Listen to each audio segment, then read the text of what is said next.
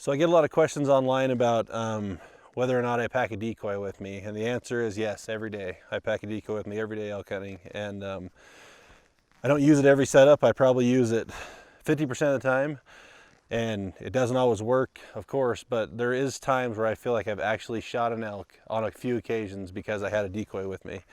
And so I've used a lot of different decoys over the years, but the last 4 or 5 years I've just been carrying this heads-up decoy, and I like it because it's, I mean, that's all there is to it.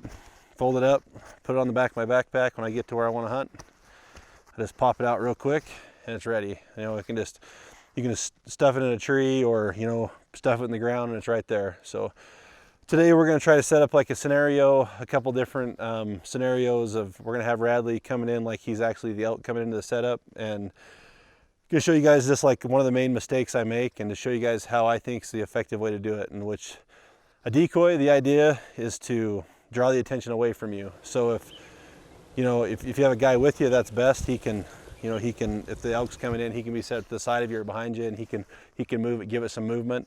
But a lot of the time I'm by myself, and so I like to, you know, stick in a tree and then move 15-20 yards from it, set up and call, and then the elk will come by me. So we're just going to set up this, have Radley coming in. I'll show you what it's like by me, and then we'll show you, you know, when we put it over the side.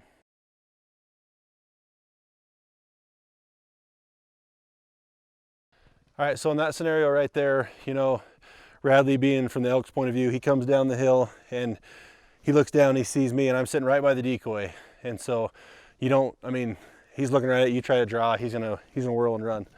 So we're gonna set up another one to just show you guys kind of, you know, about what I'll do, where I'll set it, and then where I'll sit from the decoy.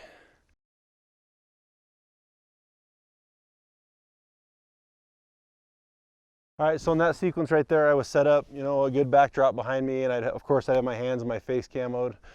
And so Radley comes, you know, he comes through from the elk's point of view, and then he locks onto that decoy, and that's usually what happens. Once they lock onto that decoy, if it worked, they don't even think about you no more. So that bull would have kept, I mean, more than likely would have kept advancing towards the decoy, wait for him to pass behind a tree, gives you time to draw, shoot your bow, you know, you got a dead bull. So just want to get off to your side, and if you're on, somebody's with you, you can have them set up down there with the decoy, but if you're by yourself, you can set up and then move up the hill 15, 20, 30 yards, the decoy to the side of you or behind you, and that elk will come right past and give you that shot you need.